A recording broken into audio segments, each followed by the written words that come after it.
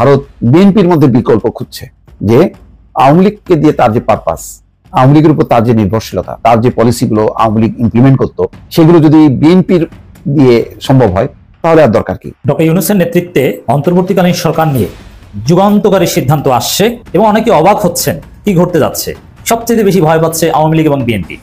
আমি বলবো বিএনপি আওয়ামী লীগের কিছু করার থাকছে না, বাস্তব পরিণতি মেনে নিতে হবে। সমন্বয়কদের এমন বেহাল দশা আর সমন্বয়কদের নিয়ে সরকার বিপক্ষে পড়ার পেছনে 5টি কারণ আছে। চলুন যাওয়া যাক বিশ্লেষণে। নাহিদ আমার প্রাউড, নাহিদ আমাদের সম্পদ, নাহিদ আমাদের দেশের জন্য যা করেছে, কিয়ামত পর্যন্ত যদি বাংলাদেশের কোনো মানুষ এই নাহিদের আর কোনো কাজ নাও পায়, তারপরেও তাকে স্মরণ করতে হবে।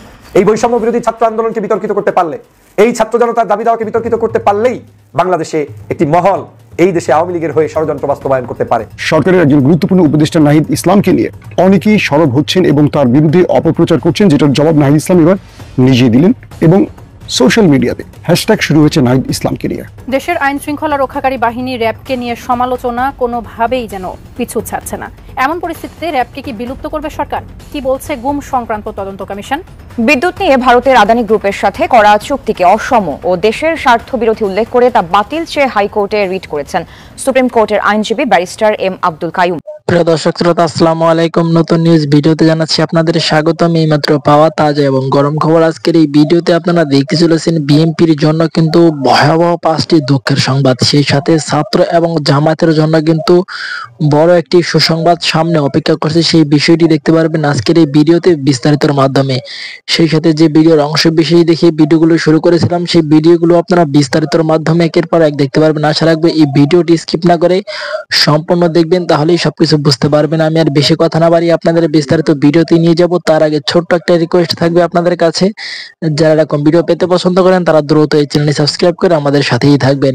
প্রিয় দর্শক শ্রোতা, চলুন তাহলে এই ভিডিওতে একটি লাইক করে আমরা বিস্তারিত ভিডিওটি মোবাইলের স্ক্রিন থেকে ধারাবাহিকভাবে একের পর এক দেখে আসি। রাজনীতি আগামী কিভাবে চলবে, ভারতের অবস্থানটা কি, ভারতকে উপেক্ষা করে কি বাংলাদেশ চলতে পারবে? অনেকে মনে করেন না, পারবে না। তাহলে উপায়টা কি? ভারত কি চুপচাপ বসে থাকবে শেখ হাসিনার জন্য? শেখ হাসিনার কি কোনো রাজনৈতিক ভবিষ্যৎ আছে? অনেকে মনে করেন যে না, শেখ হাসিনার কোনো রাজনৈতিক ভবিষ্যৎ আপাতত নেই, আওয়ামী লীগের নেই, কেননা জনগণের মধ্যে প্রবল হাসিনা বিরোধী একটি মনোভাব আছে। আর সেটি কবে শেষ হবে, মানে কবে আবার ইতিবাচক ধারায় আসবে, তার জন্য ভারত বসে থাকবে না। সেই কারণে ভারত বিএনপির মধ্যে বিকল্প খুঁজছে যে আওয়ামী লীগকে দিয়ে তার যে পারপাস, আওয়ামী লীগের উপর তার যে নির্ভরশীলতা, তার যে পলিসিগুলো আওয়ামী লীগ ইমপ্লিমেন্ট করতো, সেগুলো যদি বিএনপির দিয়ে সম্ভব হয় তাহলে আর দরকার কি? যেহেতু জনগণের মধ্যে একেবারেই কোনো গ্রহণযোগ্যতা নেই আওয়ামী লীগ এবং শেখ হাসিনা, আর শেখ হাসিনা এখন যে অবস্থায় পড়েছে গণঅভ্যুত্থানের মধ্য দিয়ে, তাকে পুনর্বাসিত করা ভারতের জন্য খুবই কঠিন। তার চেয়ে এক্সিস্টিং যে ক্ষমতায় যারা আসবে সামনে, তাদের মধ্য থেকে যদি তাদের মিত্র বের করা যায়, অথবা বিএনপিকে যদি সেই মেসেজ দেওয়া যায় যে তোমরা আমাদের কথার বাইরে যেও না, আর বিএনপিও যদি মনে করে যে ভারত যেহেতু একটা বড় শক্তি, তাকে খেপানো ঠিক হবে না, তাকে খেপিয়ে ক্ষমতায় টিকে থাকা যাবে না, এই মনোভাবটা থাকতে পারে, তাহলে একটা মিত্রতা আসতে পারে। এবং এখন বলা হচ্ছে যে অমিত শাহর সঙ্গে নাকি আমি খসরু মাহমুদ চৌধুরী সহ বিএনপির একটি দল কথা বলেছে, ফিজিক্যালি অথবা ফোনে, যেভাবেই হোক না কেন একটা তাদের মধ্যে সংযোগ হচ্ছে। এবং এই সংযোগের কারণেই ভারত মনে করে যে ইউনূস সরকার যতদিন থাকবে সেটা ভারতের বিপক্ষে চলে যাবে এবং তার আওতায় তার সমর্থিত যারা আছে তারা কট্টর ভারত বিরোধী। সুতরাং যত দ্রুত নির্বাচন হবে, বিএনপি ক্ষমতায় আসবে, সেটা তাদের জন্য ইতিবাচক হবে এবং সেই ইতিবাচক ধারায় ফেরার জন্য ভারত চেষ্টা চালাচ্ছে। বিএনপিরও একটা অংশ আস্তে আস্তে সংযোগ স্থাপন করছে এবং অনেকে বলছেন যে বিএনপি সংস্কার বাদ দিয়ে কেন দ্রুত নির্বাচন চাচ্ছে। তারা বলছে, বিএনপি বলছে যে সংস্কার রাজনৈতিক দল বাস্তবায়ন করবে, নির্বাচিত সংসদ করবে, কিন্তু অতীতের অভিজ্ঞতা হলো যে কখনোই কোনো সংস্কার রাজনৈতিক দল করতে পারে নাই, বাংলাদেশের ইতিহাসে নেই। বরং অনির্বাচিত সরকাররা এসে কিছু কাজ করে যায়, যেমন অনির্বাচনের সময় হয়েছে, তার আগেও হয়েছে, তত্ত্বাবধায়ক সরকার কিছু কাজ করেছে। এছাড়া বাকি মৌলিক কোনো সংস্কারের কাজ রাজনৈতিক দল করতে পারেনি। বিএনপি যদিও বলছে তারা 31 দফা দিয়েছে এবং তাদের এই সংস্কারটা যথেষ্ট পরিমাণ গ্রহণযোগ্যতা পাবে, যেখানে প্রধানমন্ত্রীর পদে একবারের বেশি দুবার আসতে পারবে না, এরকম কথা বলা আছে।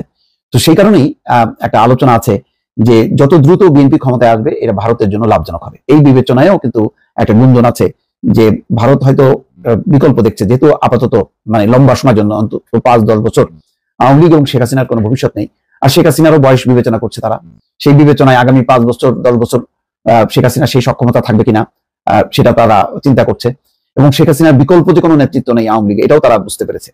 ফলে আওয়ামী লীগের আশা ছেড়ে দিয়ে আপাতত তারা বিএনপিকে, যেহেতু বিএনপির একটা মাঠ পর্যায়ে গ্রহণযোগ্যতা আছে, জনগণের মধ্যে গ্রহণযোগ্যতা আছে, এবং বিএনপি শুধু নেতা নির্ভর না, একটা প্রতিষ্ঠান হিসেবে সামনে চলে এসছে, সুতরাং বিএনপির উপরে ভর করা যায়।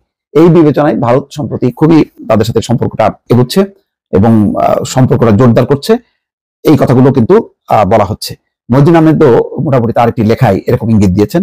তিনি বলছেন যে এই মুহূর্তে একদিকে আত্মগোপনে যাওয়া আওয়ামী লীগের নেতা কর্মীদের আস্ফালন, অন্যদিকে বিএনপি সহ অন্য রাজনৈতিক দলগুলোর মধ্যে অস্থিরতা আমরা দেখছি, পাশাপাশি সরকারের উপদেষ্টাদের অনেকের মধ্যে এক ধরনের নিষ্ক্রিয়তা দেখা যাচ্ছে। সব মিলিয়ে জনমনে হতাশা বাড়ার শঙ্কা দেখা দিচ্ছে। যেমন রাষ্ট্রপতির অপসারণের ব্যাপারে বিএনপি কিন্তু অনিশ্চুপ আছে।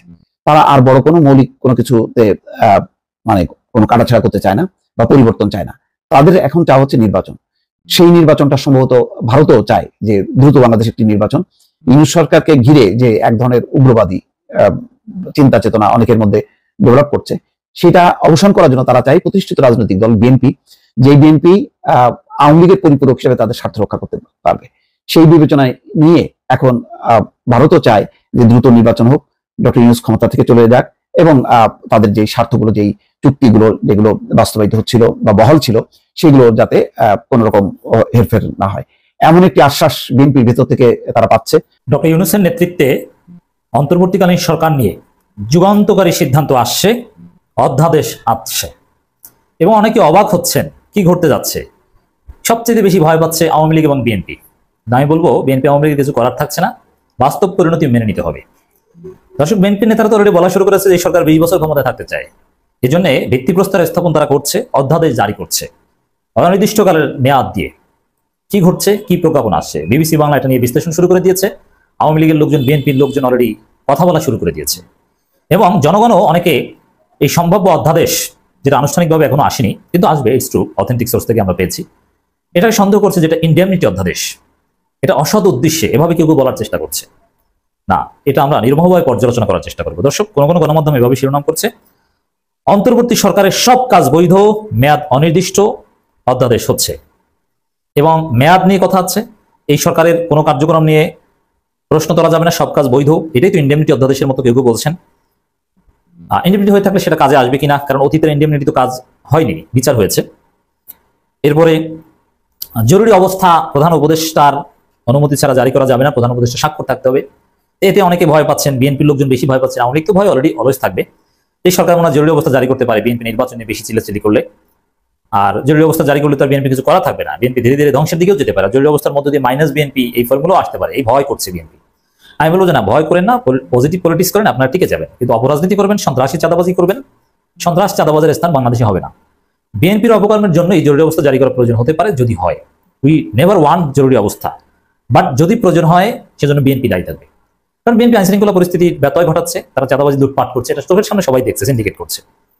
দর্শক, এটা একটু আমরা বিশ্লেষণ করে আসেন। অন্তর্বর্তী সরকার সম্পর্কিত একটি অধ্যাদেশের খসড়া নীতিগতভাবে অনুমোদন দেওয়া হয়েছে, সেখানে সরকারের মেয়াদ নির্দিষ্ট করা হয়নি। খসড়ায় বলা হয়েছে ত্রয়োদশ সংসদ গঠিত না হওয়া পর্যন্ত এবং নতুন প্রধানমন্ত্রী নিয়োগ না করা পর্যন্ত তারা ক্ষমতায় বহাল থাকবে। দেখেন, এই মেয়াদ নির্দিষ্ট না করা নিয়ে বিএনপির লোকজন প্রচন্ড আপত্তি। কেউ বলছেন যে ভাই দেরি করেন না, বিএনপি আওয়ামী লীগ একসাথে মাঠে নামেন, আপনাদের সবাইকে নাই করে দেবে, -2 20 বছর ক্ষমতায় না, উদ্ভট চিন্তা করবেন না। দেখেন, এই সরকার গঠিত হয়েছে একটা বিপ্লবের মধ্য দিয়ে, এই সরকার গঠিত হয়েছে স্রেফ একটা অসাংবিধানিক পদ্ধতিতে। এই সরকারের কোনো সাংবিধানিক লেজিটিমেসি নেই। হ্যাঁ, রাষ্ট্রপতি আপিল বিভাগের কাছে রেফারেন্স চেয়েছে, ঠিক আছে, রেফারেন্স চেয়েছে, কিন্তু সেটা এক প্রকার আপনি বৈধতা দিতে পারেন, কিন্তু প্রধানমন্ত্রীর পদত্যাগের কোনো প্রমাণ আপনারা দেখাতে পারছেন না। এরপরে নানান বিষয়ে সংবিধান লঙ্ঘন করা হয়েছে। সংবিধান, যেমন সংবিধানে তো যেভাবেই সরকার গঠিত হোক, মেনে নিলাম যে প্রধানমন্ত্রী পদত্যাগ না করলেও পালিয়ে গিয়েছেন, কিন্তু 90 দিনের মধ্যে নির্বাচন হওয়ার একটা বাধ্যবাধকতা আছে, কই তা তো হয়নি। এর মানে সংবিধান লঙ্ঘিত হয়েছে। এর মানে এই সরকার যেভাবে চলছে, গণঅভ্যুত্থান পরবর্তী একটা সময়ে তাদের কোনো সাংবিধানিক ভিত্তি নেই, অতএব তাদের একটা ভিত্তি তৈরি করা দরকার, এই জন্য একটা প্রজ্ঞাপন দরকার। অতএব এই প্রজ্ঞাপন ইনডেমনিটি বা অসৎ উদ্দেশ্যে বিষয়টা মোটেও এরকম নয়। আপনি দেশ চালাবেন, একটা ভিত্তি তৈরি করতে হবে, অ্যাটলিস্ট একটা প্রজ্ঞাপন দরকার, একটা অধ্যাদেশ দরকার, সেটা আসছে। এই এরপর দেখেন, মেয়াদ নিয়ে বিএনপির লোকজন আর যে আপত্তি, আওয়ামী লীগের লোকজন তো সবকিছুতে আপত্তি, সরকারকে অবৈধ মনে করে, কিন্তু বিএনপি অ্যাটলিস্ট অবৈধ মনে করে না। দেখেন, মেয়াদ নিয়ে কেন আপত্তি হবে? মেয়াদ বিষয়ে কি কোনো সিদ্ধান্তে আসতে পেরেছে সরকার? পারেনি। তাহলে মেয়াদ নির্দিষ্ট করবে কিভাবে? আর মেয়াদ ডিপেন্ডস অন পলিটিক্যাল কনসেনসাস। অতএব মেয়াদটাকে তো এভাবেই রাখতে হবে যে পরবর্তী নির্বাচন বা পরবর্তী প্রধানমন্ত্রী, সেটা হতে পারে 3 মাস, হতে পারে 3 বছর। এটা নিয়ে আপনারা অযথা ভয় পাচ্ছেন কেন? চোরের মনে পুলিশ পুলিশ, বিষয়টা অনেকটা এরকম না? এরকমই। অতএব ভয়ের কিছু নেই। এরপরে দেখেন, এই সরকার যেহেতু পদে পদে সংবিধান লঙ্ঘন করছে, সাংবিধানিক ভিত্তি নেই, যে কেউ চাইলে কোর্টে চ্যালেঞ্জ করতে পারে, যেতে পারে, তো সেক্ষেত্রে এই সরকারকে তো একটা সেফ জোনে থাকতে হবে, এই জন্য একটা অধ্যাদেশ জারি করতে হবে। এটাকে আপনি সন্দেহের চোখে ইন্ডেমনিটি, ষড়যন্ত্র এভাবে বলতে পারেন না। 20 বছর ক্ষমতায় থাকার লাইসেন্স এভাবে বলতে পারেন না। একটা দেশ চালানো তো সহজ না, একটা ভিত্তি তৈরি করতে হবে। আপনি হাওয়ার উপর ভেসে দেশ চালাতে পারবে না। অতএব এটাকে দুর্বিসন্ধি, ষড়যন্ত্র, 20 বছর ক্ষমতায় থাকার লাইসেন্স মোটেই নয়। নাহিদ ইসলাম বাংলাদেশের একটি নাম, বাংলাদেশের একটি ইতিহাস। নাহিদ এবং নাহিদদের বন্ধুদের মতো কিছু যুবক যদি এই 2024 সালে আমরা না পেতাম, তাহলে বাংলাদেশের এই স্বাধীনতার স্বপ্নসাদ থেকেই যেত। স্বাধীনতা আমরা কখনোই রক্ষা করতে পারতাম না। বাংলাদেশে গত 16টি বছর আমরা যে জুলুম, অত্যাচার, নির্যাতন, নিপীড়নের মধ্যে ছিলাম, বাংলাদেশে যখন সকল রাজনৈতিক দল একেবারেই হতাশ হতে চলেছিলেন যে বাংলাদেশে মনে হয় আর নতুন করে স্বাধীনতার স্বাদ এদেশের কোনো জাতি, ধর্ম, বর্ণ নির্বিশেষে কেউ গ্রহণ করতে পারবেন না, এদেশটা মনে হয় একেবারেই আওয়ামী ফ্যাসিস্টের হাতে চলে গিয়েছে, সেই হতাশাজনক জায়গা থেকে দেশকে উদ্ধারের জন্য যারা অবদান রেখেছে তার মধ্যে নাম্বার 1 সেরা ব্যক্তিত্ব হচ্ছে আমাদের প্রিয় নাহিদ ইসলাম। নাহিদ ইসলামরা যে জুলুম, অত্যাচার সহ্য করেছে, যেই সময় আরাম আয়েশে জীবনযাপন করতে পারতেন, যেই সময়টাতে পরিবার নিয়ে ব্যস্ত থাকতে পারতেন, যেই সময় পার্সোনাল লাইফ নিয়ে গ্যাংস্টার সেজে ঘুরে বেড়াতে পারতেন, সেই সময়ে এই নাহিদ ইসলামরা বাংলাদেশের মানুষের কথা ভেবে নিজের জীবনকে মৃত্যুর কোলে ঠেলে দিয়ে তারপর 2024-এর জুলাই বিপ্লবকে সাধন করেছে এবং অ্যাচিভ করেছে। আজকের এই নাহিদ ইসলাম বাংলাদেশের প্রত্যেকটি জনগোষ্ঠীর কাছে পরিচিত এবং সুপরিচিত এবং সুন্দর একটি নাম, এবং তার নেতৃত্বে আমরা বাংলাদেশের এক দফা যে আন্দোলন, এই আন্দোলন সংগ্রাম করে ফ্যাসিস্ট শেখ হাসিনাকে বাংলাদেশ থেকে তাড়াতে পেরেছি। আজকের এই নাহিদ ইসলামকে নিয়ে বাংলাদেশের বিভিন্ন জায়গায়, বিভিন্ন মহলে বিভিন্ন ধরনের ষড়যন্ত্র করানো হচ্ছে। এর অন্যতম কারণ হচ্ছে যাতে করে নাহিদ ইসলামদের মতো মানুষকে বিতর্কিত করতে পারলেই বাকিরা যারা ষড়যন্ত্র করে সবসময়, এই ষড়যন্ত্রবাজরা যে কোনো মূল্যে প্রতিষ্ঠিত হতে পারে। বন্ধুরা আমার, আপনারা জানেন নাহিদ ইসলাম আজ এই বাংলাদেশের জন্য কি কষ্ট নেই করেছেন।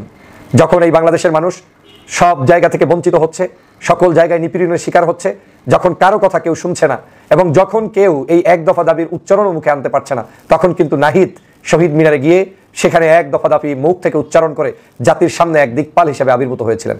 নাহিদ ইসলামকে ডিবির হারুনেরা গ্রেপ্তার করে তারপরে কি অমানসিক নির্যাতন করেছে সেটা আপনারা দেখেছেন। তাদেরকে বন্দী করে রাখা হয়েছিল, তারপরে তাদেরকে যে কোনো মূল্যে চাপ সৃষ্টি করে সরকারের পক্ষে স্টেটমেন্ট দেওয়ার জন্য বাধ্য করা হয়েছিল, কিন্তু তারা কিন্তু আমরণ অনশনে গিয়ে তাদের সকল ষড়যন্ত্র ফাঁস জনগণের কাছে পৌঁছে দিয়েছে। এই নাহিদদেরকে গুম করা হয়েছে। বিশেষ করে নাহিদের যদি শরীরের একটি অংশ দেখে থাকেন, সমগ্র বাংলাদেশের যেই ছবিটি ভাইরাল হয়েছে, তার কোমর থেকে পায়ের গোড়ালি পর্যন্ত যে ছবিটা আমরা দেখেছি, সেটা কোনো মানুষের ছবির মতো নয়। মনে হচ্ছে যেন একটি মানুষের রান সম্পূর্ণ আগুনের ভিতরে পুড়িয়ে দিয়ে তারপরে উঠানো হয়েছে।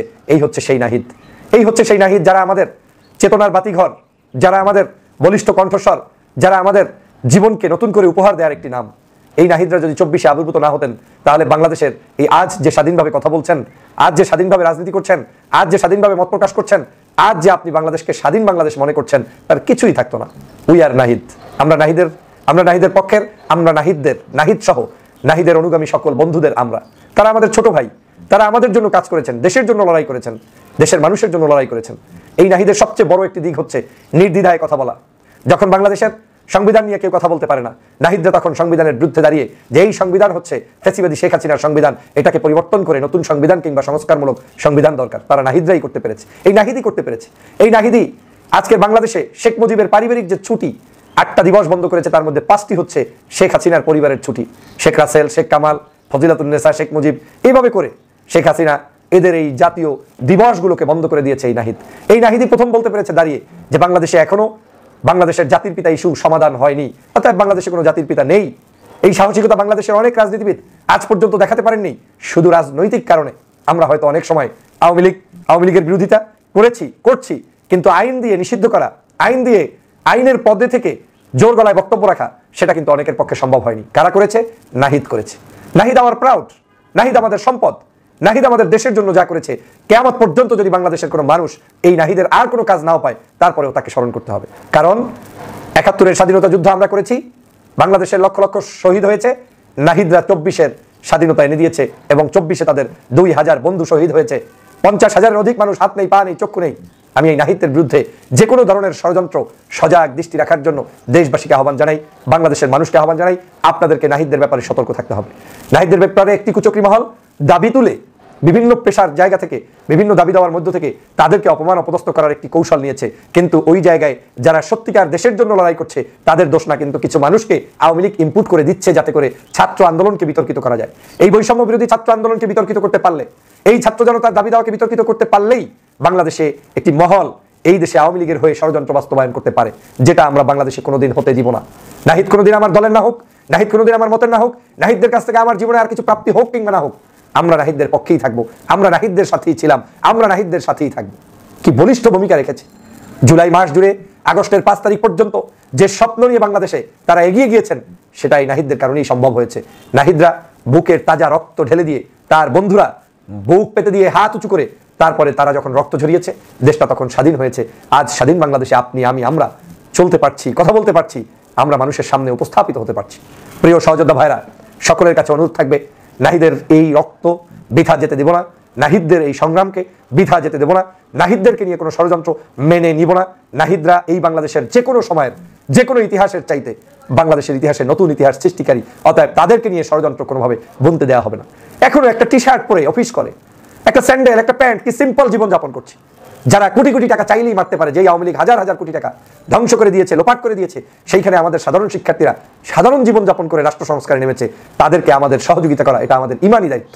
আসুন দল মত, জাতি, ধর্ম, বর্ণ নির্বিশেষে ঐক্যবদ্ধভাবে এই নাহিদদের দুর্দিন কিংবা সুদিন সবসময় পাশে দাঁড়াই, তাদের হাতকে শক্তিশালী করে আগামীর বাংলাদেশ গঠন করি। মনে রাখবেন, যেই দেশে কোনো নেতার কদর হয় না, কিংবা যারা জাতিকে শ্রেষ্ঠতম দিন উপহার দেয় তাদেরকে কদর করা হয় না, সেই দেশে কিন্তু বারবার এরকম জাতীয় নেতা তৈরি হবে না, এরকম জাতীয় বীরেরা তৈরি হবে না। হতে পারে আপনার ছোট, কিন্তু তার অবদান অনেক বড়, হতে পারে আপনার বড়, কিন্তু তার অবদান অনেক ছোট। এভাবেই মানুষের জীবন। অতএব আমাদের কারো উপরে কোনো কাজকে ছোট করে দেখার কোনো সুযোগ। শেখ মুজিবের ছবি অপসারণ করা হয়েছে বঙ্গভবনের দরবার হল থেকে। এই অপসারণের পর থেকেই অনেক আলোচনা, ইনফ্যাক্ট অপসারণের পর না, অপসারণের আগে আমাদের মনে থাকার কথা যে আমাদের সামনে এই ছবিটা এসছে, 3 জন নতুন উপদেষ্টা, জনাব মুস্তফা সরোয়ার ফারুকী,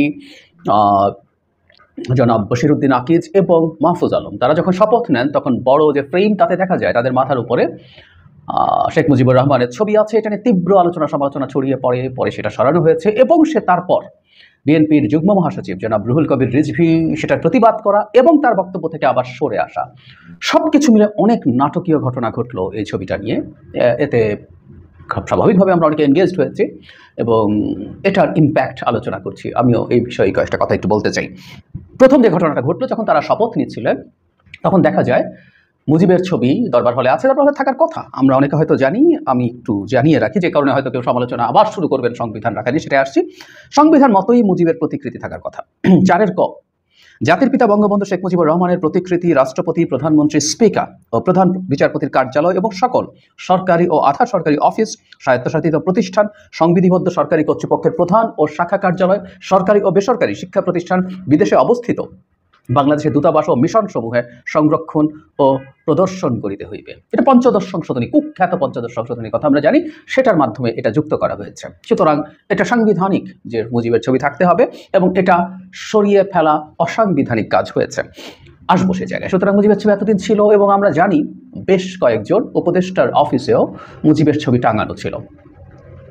তারপর যেটা হলো, যখন প্রচুর সমালোচনা হলো তখন নতুন একসময় যিনি প্রধান উপদেষ্টার বিশেষ সহকারী ছিলেন, তিনি উপদেষ্টা হিসেবে শপথ নিয়েছেন জনাব মাহফুজ আলম। সেই ছবি সরিয়ে নিজে সেটার সামনে দাঁড়িয়ে স্টেটাস দিয়েছেন যে দেরি হলেও কাজটা করা হয়েছে, মুজিবের ছবি অপসারণ করা হয়েছে। এটা নিয়ে আমাদের দুপক্ষ ডিবেটে জড়িয়ে পড়ি। বলা বাহুল্য, সরানোর পক্ষে আমাদের মতামত অনেক বেশি ছিল, আবার কেউ কেউ বলার চেষ্টা করছিলেন যে এই জিনিসগুলোকে নিয়ে এই মুহূর্তে বা এখনই এই আলাপটা সামনে আনার দরকার ছিল না, এবং মুজিবকে শেখ হাসিনার চাইতে ডিটাচ করে দেখার চেষ্টা। মুজিবের কিছু ব্যাপারকে তো আলাদা করে দেখা যেতেই পারে, সেটা অন্য আলোচনা, সেটা পরে আসছি। সেটা না করে এই অ্যাগ্রেসিভ অ্যাটিটিউডগুলো দরকার ছিল না। কেউ কেউ বলছেন পঞ্চদশ সংশোধনী যেহেতু চ্যালেঞ্জড হয়েছে, আমরা সত্যিকার অর্থে এভাবে আদালত কী করবে সেটা আমাদের জন্য বলা সহজ না, কিন্তু এই সংশোধনীটা এত বেসিক সব রুলস এবং নর্মস ভঙ্গ করেছে যে এটা আসলে থাকার কোনো কারণ নাই। তো এটা যদি বাতিল হয়ে যায়, 4 ক বাতিল হয়ে যাবে, মুজিবের প্রতিকৃতি এমনিতেই অপসারিত হয়ে যাওয়ার কথা, তাতে আর এটা নিয়ে এই আদেশের বলে, ওই সংবিধান সংশোধনের বলেই এটা হয়ে যাওয়ার কথা ছিল, কিন্তু এটা করে প্রিম্যাচিওরলি করা হলো। আবার কেউ কেউ বলছেন যে এই সংবিধানের দিকে তাকাতে হবে কেন, এটা অনেকে বিপ্লব বলতে পছন্দ করেন। এখানে মুজিবের সব প্রতিকৃতি, সব ভাস্কর্য যখন বিভিন্ন জায়গায় ভেঙে চুরে চুরমার করে দেওয়া হয়েছে এবং মুজিব আমি একটা ব্যক্তি মুজিব আছেন এবং বিশেষ করে ৭১-এর পূর্ববর্তী যে মুজিব আছেন তার আলোচনা আমাদের মুক্তিযুদ্ধের ইতিহাসে তো আছেই। তো সেটাকে যদি আমরা অ্যাটলিস্ট শেখ হাসিনার সিম্বল হিসাবে ভেঙে ফেলি, তো এই ছবিগুলো কেন অপসারণ করব না? তীব্র বিতর্ক ছড়িয়ে পড়েছিল। প্রাথমিকভাবে জনাব রুহুল কবির রিজভী সমালোচনা করেছেন। তিনি সমালোচনা করে এমনকি এটাও বলেছেন ১৯৭৫ সালের ১৫ই আগস্টের পর খন্দকার মুশতাক বঙ্গভবন থেকে শেখ মুজিবের ছবি নামিয়ে দিয়েছিল, কিন্তু জিয়াউর রহমান রাষ্ট্রপতি হওয়ার পর তিনি আবার শেখ মুজিবের ছবি পুনঃস্থাপন করেছিলেন। উনি বলছেন, আজকে আমি খবরে পড়েছি বঙ্গভবন থেকে শেখ মুজিবের ছবি নামানো হয়েছে। দেখুন, সময় তো সবসময় একরকম যায় না, ইতিহাসে যার যতটুকু অবদান সেটা থাক। আমরা স্বাধীনতার পর শেখ মুজিবুর রহমানের অনেক অন্যায় ও দুঃশাসন দেখেছি, তারপরও তো সেটা ছিল, তার ছবিটা ছিল। আমি মনে করি তার ছবিটা নামিয়ে ফেলা উচিত হয়নি। কিন্তু এখানে কিন্তু কতগুলো গুরুত্বপূর্ণ কথা রিজভী সাহেব বলছেন। আমাদের জাতীয় জীবন ও জাতীয় ইতিহাসের আন্দোলনে তার যতটুকু অবদান স্বীকার করা হোক। আমরা আওয়ামী লীগের মতো সংকীর্ণ নই, আমরা ছোট মনের নই, সেই জন্য বলছি শেখ মুজিবের ছবি নামানো উচিত হয়নি। বলা বাহুল্য, এরপর অনেকে তীব্র ক্ষোভে ফেটে পড়েন যে এই বিদ্যমান বাস্তবতায় দাঁড়িয়ে তার এই ধরনের মন্তব্য, এবং এটাকে কেউ কেউ আওয়ামী পুনর্বাসন হিসাবে ট্যাগ করতে চেয়েছেন। আমি তার বক্তব্য তো পুরোটা পড়লাম এই কারণে, তার বক্তব্যের মধ্যে মূল স্পিরিটটা হয়তো আমরা ধরতে পারবো। তিনি আওয়ামী লীগ পুনর্বাসন করবেন সেটাকে এইভাবে দেখা ঠিক না, যদিও নানা জায়গা থেকে এখন বিএনপি এবং আওয়ামী লীগকে একসাথে যুক্ত করে স্টিগমাটাইজ করার চেষ্টা করা হচ্ছে। ফলে খুব স্বাভাবিকভাবে খুব দ্রুত জনাব রিজভী তার অবস্থান থেকে সরে এসে তিনি সেটার জন্য ভুল স্বীকার করেছেন, এবং যেভাবে গায়ের জোরে এটা করা হয়েছে, ইয়াস ইট ইজ রাইট, যে পঞ্চদশ সংশোধনী একটা অত্যন্ত অন্যায় সংবিধান সংশোধনী সেটার মাধ্যমে অন্তর্ভুক্ত হয়েছিল সেটাকে উল্লেখ করেছেন, এবং সেই কারণেই এটার বিরোধিতা তিনি করছেন। ফলে আমরা বলতে পারি যে এক্সিস্টিং যে জনমত সেটার বিরুদ্ধে বিএনপি গেল না। তারও আগে এই প্রশ্ন কেউ করতেই পারেন যে জনাব রুহুল কবির রিজভী যে বক্তব্য দিয়েছেন সেটা অফিসিয়াল স্ট্যান্স ছিল কিনা। যদি অফিসিয়াল স্ট্যান্স থেকে থাকে এবং পরে সেটা থেকে সরে আসা হয়, নাকি তার ব্যক্তিগত ব্যাপার, অনেকগুলো যদি কিন্তু আছে। কিন্তু আমরা সাম্প্রতিক সময়ের একটা ব্যাকগ্রাউন্ড একটু মাথায় রাখলে সম্ভবত এই অবস্থানটারও কিছু ব্যাখ্যা আমরা করতে পারবো। আমরা খেয়াল করেছি, এবং আমি আগেও বলেছি, রাষ্ট্রপতি ইস্যুতে ছাত্ররা এবং ছাত্রদের সাথে কিছু দল যুক্ত হয়েছে যাতে রাষ্ট্রপতিকে এখনই চলে যেতে হবে। আবার বিএনপি মোটা দাগে একটা গ্রুপ অফ পলিটিক্যাল পার্টিসকে লিড করছে, যেখানে বিএনপি বলতে চাইছে রাষ্ট্রপতিকে সরানো এখন কোনো প্রয়োজন নেই, বরং সেটা কতগুলো ঝুঁকি তৈরি করবে। ফলে এই যে একটা কনফ্রন্টেশন ছিল, এবং শুধু সেটা ওই জায়গায় থেমে নেই। আমি খেয়াল করেছি এই ইস্যু নিয়ে দুটো গ্রুপের মধ্যে যখন সংঘাত তৈরি হয়েছে, দ্বিমত তৈরি হয়েছে, তখন বিভিন্ন রিপোর্টে ছাত্র সমন্বয়করা কথা বলছেন, এবং সেই সমন্বয়করা বিএনপিকে ব্লেম করছেন, তাদের যে এটা ভালোভাবে নেন নাই সেটা হয়েছে। সুতরাং সংঘাতটা আসলে শেষ হয়ে যায়নি, তারা এক ধরনের মুখোমুখি অবস্থানে আসলে আছেন। সেইটার পরিপ্রেক্ষিতেই যেহেতু ছাত্রদের জায়গা থেকে এরকম একটা পদক্ষেপ নেওয়া হয়েছে, বিএনপি সেখানে পাল্টা একটা অবস্থান নেওয়ার চেষ্টা করছে কিনা এই ইন্টারপ্রিটেশন কেউ করতে পারতো, এবং এটা খুবই লজিক্যাল হতো না। রাজনীতিতে একটা কথা মনে রাখতে হবে, রাজনীতিতে যারা যা যা করেন, সামনে যা যা বলেন, তার চাইতেও আরও অনেক কিছু ভেতরের ব্যাপার আছে। মুজিবের ছবি সরিয়ে ফেলায় আমি বিপ্লবকেই, যারা বিপ্লব বলছেন, which I don't agree with, আমি বলেছি বহুবার, আমি এটাকে অভ্যুত্থান মনে করি, তো সেটাকে যারা স্পিরিট বলছেন, তার চেয়েও জরুরি কথা হচ্ছে তাদেরও কিছু পলিটিক্যাল আন্ডারস্ট্যান্ডিং আছে, পলিটিক্যাল গেইনিং এর কথা তারা ভাবছেন। নানা ক্ষেত্রে তারা আসলে দেখাতে চান যে তারা ম্যাটার করেন, সেই মেসেজ। আবার বিএনপি যখন এটাকে রাখার কথাও বলছে, তাতে যে ব্যাখ্যা আমরা প্রাথমিকভাবে রিজভী সাহেবের কাছ থেকে শুনেছিলাম, তার ভেতরে আসলে অনেক ব্যাপার থাকে। ওই যে বলছি, ভেতরে ব্যাপারটা এইরকম হবারই খুবই সম্ভাবনা আছে। কিভাবে আমরা দেখব? আমি আমার টেকের কথা যদি বলি, শেখ মুজিবুর রহমানের প্রত্যেকটা ভাস্কর্য যখন ভাঙা হয়েছে ধরে ধরে খুঁজে খুঁজে, আমাদের ওই যে সময়টা ছিল, ওই সময়টার মধ্যে এই জিনিসগুলো ইনস্ট্যান্টলি, যখন একটা স্বৈরাচারের নিপীড়নে আমরা দীর্ঘ সময় ছিলাম, তাকে পালিয়ে যেতে হয়েছে, তখন এই ভাঙাগুলোকে আমরা অনেকেই এটা হয়েছে যে এটা আসলে শেখ হাসিনার যে দুঃশাসন, দুর্নীতি, অপশাসন, অসভ্যতা, বর্বরতা, তার সিম্বল। শেখ মুজিবকে সামনে রেখে উনি তার ন্যারেটিভ নির্মাণ করার চেষ্টা করেছিলেন। সুতরাং এগুলো ভেঙে ফেলা মানে আসলে ওটাকে ভেঙে ফেলা। মুজিবের প্রতি এটাও সত্য যে মুজিবের মৃত্যু যখন হয়েছে সেই সময় উনি অত্যন্ত অজনপ্রিয় মানুষে পরিণত হয়েছিলেন। তিনি একটা রাষ্ট্রের শাসক হিসেবে, বিশেষ করে একটা যুদ্ধ করে স্বাধীন হওয়া রাষ্ট্রের সরকার প্রধান হিসেবে অত্যন্ত বাজেভাবে দেশ চালিয়েছে। সুতরাং তার প্রতি মানুষের শেষ ইমোশন ওয়াজ ভেরি নেগেটিভ, কোনো সন্দেহ নাই। অ্যাজ এ হোল মুজিবকে যদি আমরা ব্যক্তি হিসেবে বিবেচনা করি, এই নেগেটিভসগুলো আসবেই, তাও ঠিক আছে। কিন্তু এটাও ফ্যাক্ট যে যেটা জনাব রিজভী বোঝানোর চেষ্টা করছেন, যে মুক্তিযুদ্ধের সময় মুক্তিযুদ্ধের যে ইতিহাস, এটা নিয়ে আমি বহুবার এর মধ্যে কথা বলেছি, আর আজকে রিপিট করছি না। সেই ইতিহাসে মুজিব স্বাধীনতা না চাইলেও আমাদের মুক্তিযুদ্ধের ইতিহাসে শেখ মুজিবুর রহমান অত্যন্ত না, এভাবে বলাই বেটার, সবচেয়ে গুরুত্বপূর্ণ নাম। এবং আমরা অনেকেই এখন যে ফাউন্ডিং ফাদার্সের কথা বলছি, তার মধ্যে তিনি সবচেয়ে সিগনিফিক্যান্ট ফাউন্ডিং ফাদার্স, অনেকের মধ্যে তিনি তো থাকবেনই, এবং সবচেয়ে সিগনিফিক্যান্ট হিসাবে আমরা তাকে অনেকে রাখতে চাইবো, অনেকেই রাখবেন। সো ওই ইতিহাসটুকু থাকবে। সুতরাং এই ছবি সরিয়ে ফেলায় মুজিব বাতিল হয়ে যাবেন বা খারিজ হয়ে যাবেন, আসলে তা না। কিন্তু এই ছবি সরিয়ে ফেলায় বরং এই আলাপটা আসলে যেটা হয়েছিল যে এই মুহূর্তে অন্তত শেখ মুজিবুর রহমান এবং বিশেষ করে শেখ হাসিনা তার বাবাকে যেভাবে ব্যবহার করেছেন, সেই ব্যবহারের যে রিয়াকশন আমরা সেটা হিসেবেই দেখতে পারি। কারণ আমি দেখেছি, আমি ব্যক্তিগতভাবে যখন কথা বলেছি ছবি নিয়ে অনেকেই প্রশ্ন তুলেছেন। সুতরাং জনগণের যে ইমোশন আছে, জনগণের যে আবেগ আছে, চাওয়া আছে, সেটা পূর্ণ হলো, এটা নট ব্যাড। কিন্তু ওই যে বললাম, পঞ্চদশ সংশোধনী বাতিল হলে এটা কনস্টিটিউশনালি বাতিল হয়ে যেতে পারতো। কিন্তু বাংলাদেশে কিন্তু এই মুহূর্তে একটা ডিবেট দুটো পক্ষের মধ্যে আছে। একটা পক্ষ মনে করছেন কনস্টিটিউশনকে ছুঁড়ে ফেলে দেওয়া উচিত এবং এটাকে ডিফাই করা উচিত, সব ক্ষেত্রে এটার বাইরে যাওয়া উচিত। আবার কেউ কেউ মনে করেন যে না, সংবিধান থাকা উচিত এবং এই সরকার যেহেতু কনস্টিটিউশনাল ফ্রেমওয়ার্কের মধ্যে আছে, কারণ মনে হতেই পারে যে 50th অ্যামেন্ডমেন্ট বাতিল হলে তো এই মুজিবের এই ছবির ব্যাপারটা এমনিই চুকে বুকে যেত, তাহলে আর এই ঝামেলাটার প্রয়োজন ছিল না। ওটা বাতিল হলে এটা তখন সিস্টেম্যাটিকলি নেমে যেত, কারণ এটা তখন কনস্টিটিউশনে নাই। কিন্তু ওই যে বললাম, এখানেও রাজনীতি আছে, দুটো গ্রুপেরই রাজনীতি আছে যে সংবিধান আছে কি নাই। আবার সংবিধান রেখেও সংবিধানের অবাধ্য হওয়া যাবে না, তাও না। এটা নিয়ে আমি অনেকবার কথা বলেছি। আমাদের যে সরকারটা গঠিত হয়েছে বা ভবিষ্যতে আরও বেশ কিছু জিনিস এই সরকার করতে হবে যেগুলো অটোমেটিকলি এক্সিস্টিং সংবিধানের বাইরে গিয়ে দাঁড়াবে। যদি তাই হয়ে থাকে এবং ভবিষ্যতে আমাদের যে সংসদ গঠিত হবে তাকে এটা র্যাটিফাই করতে হবে। তো সুতরাং এটা সংবিধানের বাইরে যদি ঘটেও থাকে, তাতে সংবিধান খারিজ হয়ে গেছে, বাতিল হয়ে গেছে, ব্যাপারটা তাও না। তো সব কিছু মিলে দিস ইজ দ্য সিচুয়েশন। কিন্তু যে বললাম, এই মুহূর্তে প্রত্যেকটা বিষয়ে এটা মূল টেক অ্যাওয়ে যেটা, আমরা আসলে বিভক্ত হচ্ছি, ক্রমাগত বিভক্ত হচ্ছি এবং বিভক্ত হওয়ার সমস্যা নেই। আমরা গণতন্ত্রে দ্বিমত থাকবে, মতদ্বৈততা থাকবে, কিন্তু আমাদের এই বিভক্তিটা অত্যন্ত অ্যাগ্রেসিভ হয়ে যাচ্ছে। আমরা এক পক্ষ আরেক পক্ষকে খারিজ করে দেওয়ার চেষ্টা করছি। এক পক্ষ যদি এই ধরনের, ধরুন বিএনপি যখন এই ধরনের কথা বলছে, আরেক পক্ষ তাকে আওয়ামী লীগ হয়ে গেছে, আওয়ামী লীগের সাথে পুরোপুরি ট্যাগ করে ফেলছে বলে বলছি। আবার আরেক পক্ষ যারা এটাকে এভাবে ফেলে দিতে চাইছে, তারাও তাদেরকে পাল্টা আক্রমণ করছি। এর মানে আমাদের ভেতরে আসলে একটা গভীর ফল্ট লাইন আছে। আমরা এই ফল্ট লাইনটা নিয়ে কাজ করা দরকার। নানা বাহানা, আসলে এই মুজিবের ছবি বলি, রাষ্ট্রপতি সরানো বলি, আরও যা যেগুলো আসলে প্রত্যেকটা বাহানা, এই বাহানা এগুলো বেরিয়ে আসছে। আমরা যাতে ওই জায়গাটা খুঁজে বের করার চেষ্টা করি এবং সেটা নিয়ে কাজ করি এবং লিস্ট কিছু কনসেনসাসে পৌঁছতে পারি। প্রিয় দেশবাসী, শুরু থেকে শেষ পর্যন্ত যারা এই ভিডিওটি দেখেছেন সকলকে জানাই অসংখ্য অসংখ্য ধন্যবাদ। যারা এরকম নিউজ ভিডিও পেতে পছন্দ করেন তারা অবশ্যই এই চ্যানেলটি সাবস্ক্রাইব করে পাশে থাকা বেল আইকনটি বাজিয়ে দিবেন। যারা এখন এই ভিডিওটি শেয়ার করেননি, এই ভিডিওটি দ্রুত শেয়ার করে সকলকে দেখার সুযোগ করে দিন। আজকের মতন এই পর্যন্ত, দেখা হচ্ছে পরবর্তী কোনো ভিডিও নিয়ে ইনশাল্লাহ।